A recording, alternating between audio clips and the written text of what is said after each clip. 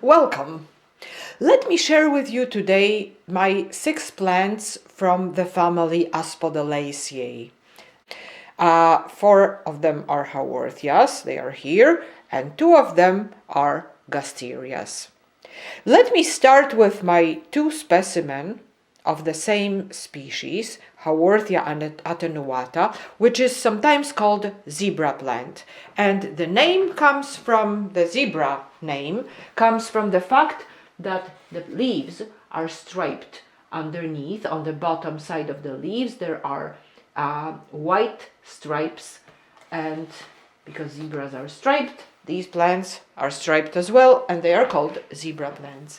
One of those plants, one of the zebra plants, is in bloom. This one is in bloom, and here is where the flowering spike starts, at the very center of a rosette, and then the flowering spikes is very, very long, and the tip of this spike there are flowers. The flowers are not really attractive. They are just white, just small flowers, but they have to be effective. They have to attract whatever pollinates them successfully, because the plant has survived. So it means the flowers are doing their job the way they should, the way they are supposed to be, which is to produce seeds. Because the flowers are not very attractive, and because the flowering spikes are so long and doesn't really add to the beauty of the plant at all, it is sometimes advised that the flowering spike is removed as soon as the flowers have appeared, in order to prevent the plant from investing into producing seeds, but instead, by removing the flowering spike, to make the plant invest into the growth of the actual plant, to make the plant invest into growth of offsets, because these plants, as you can see, are producing offsets quite abundantly and quite easily. These 2 plants, this one and this one, belong to the same species, Haworthia attenuata. They are both zebra plants, and they, as you can see, they are a little bit different. This one is smaller, is much more compact than this one, and I don't know whether this difference is because the plants grow in different rooms, in different spots, under different conditions, slightly different conditions, or because this is just a difference between the two different plants, and the conditions don't have anything to do with that. I don't know. The other thing is that one of the plants is in bloom, one of them is not. And again, I don't know whether it's because of the difference in the conditions that they are kept. Maybe the other plant will have its flowers a little bit later, but I think the other plant will not have flowers this year. I have a suspicion the smaller plant, the one that is not in bloom, will not be blooming this year. Time will show whether I'm right or not, just because the 2 Gasterias here that I have are in bloom, and the blooming time seems to be coordinated, and the blooming time seems to be the same. So I have a feeling that this is the time when these plants need to produce flowers, and once they missed that period, once they missed that opportunity, the other opportunity will be next year. Time will show. This is my suspicion. I know all of my plants here have bloomed at one point or the other, but because I was not keeping track, or I was not keeping any records of when it was happening, I just don't remember. Look at the flowers of the Gasterias that I have here. This is Gasteria bicolor, and I already showed you this plant last week. I made a video about it last week, and these flowers are quite attractive. They are pink, light pink, and Gasteria is called Gasteria because the flowers look like little stomachs. Gaster means stomach in Greek, and they look like stomachs, like tiny little stomachs indeed. And so this is Gasteria bicolor, variety liliputana, which means dwarf variety. And this one is Gasteria glomerata, and it also has flowering spikes, and it also is in bloom. And the flowers are a little bit more red, more orange than the flowers of Gasteria bicolor, but they also have a shape of a stomach. The other difference between Gasterias and Haworthias is that the rosettes of Gasterias are quite flat.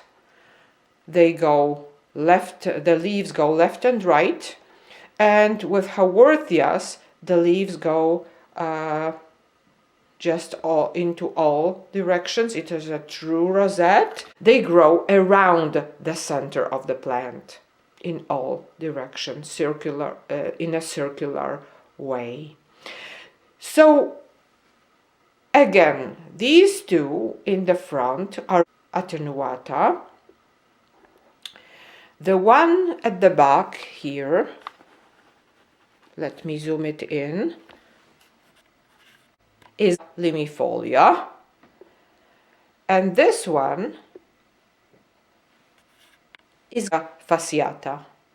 Let's see. I hope they will have flowers this year, but I have a feeling my hopes are against the odds. The odds are that the blooming time is now, and if they are not blooming now, they will have an opportunity to bloom again next year. Time will show. Time will show what will happen. Last thing I want to tell you about my Gasterias and Haworthias is the way I am watering them. In winter time, I water them about once every 2 weeks. I do let them dry out completely between the waterings. They are kept in a room where the night temperature is much lower than the day temperature. However, they are not kept in a completely unheated part of the house. The temperature during the day, especially when it's sunny, it's quite high, but at night it might drop to about 15 degrees or so. And during the summertime, during the time when the plants are growing actively, I water them much more often than that. I do let them dry between the waterings, however, not for long, so about once a week. They might be dry for a day or two, completely dry for a day or two, and then they will be watered again. I did keep them outside, but I don't anymore, just because this plant, look at it, Haworthia glomerata, it was poked by birds. And the scars were very visible. The leaves were damaged quite badly. Right now they are covered with new leaves. The scars are not as visible as before. But at one point, the plant was in a really bad shape just because some birds were trying to steal the water from the plant. Unlike cacti, Haworthias and Gasterias do not have any protection from being taken advantage of. So some birds really liked the taste of it, and it shows on the leaves. So I do keep them at home, and also because they grow quite quickly during the summertime, I do fertilize them. I don't fertilize them a lot. I used a fertilizer that is quite diluted. However, during the growth season, they are fertilized. During the winter time, they are not. The other thing that is quite important is that these plants do not like to be exposed to the direct sunlight. If they are, this is what is happening. This plant was left in a very bright sunlight last year, and the tips of the leaves became dry, and the leaves themselves became very red, and they didn't go back to the green color. They remained red and quite unattractive. So this is something to keep in mind as well. Not too much sunlight, quite a lot of water in succulent standards, and the winter is not a completely dry season for these plants. Even though they are succulents, they do need quite a lot of water. They do need quite a lot of watering in succulent standards again. So this is it. This is everything about my Gasterias and Haworthias. I hope you like them. I like them a lot. They are very nice plants, especially when they are blooming, even if their flowers are not necessarily the most showy flowers in the plants world. Thank you very much for watching my video. Have an amazing afternoon.